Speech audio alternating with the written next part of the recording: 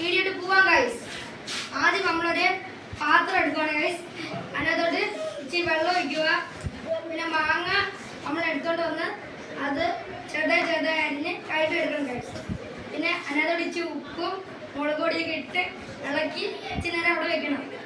പിന്നെ അതിനോട് ഇച്ചിരി ശകലം വെള്ളം കൂടെ ഒഴിച്ചു.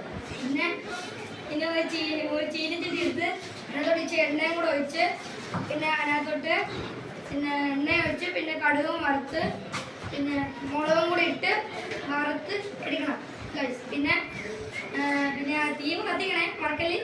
പിന്നെ തീ വന്ന് പിന്നെ നമ്മൾ മാറ്റി വെച്ച മാങ്ങ അച്ചാറും കൂടെ എടുത്ത് അതിനകത്തോട്ട് ഇടണം ഗൈസ്.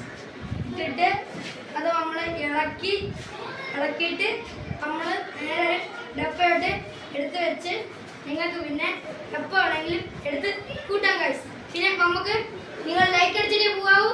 ലൈക്ക് അടിച്ചിട്ട് ഞങ്ങൾ പിടിച്ച് നിങ്ങളായിരിക്കും. Okay, tata, bye bye, see U.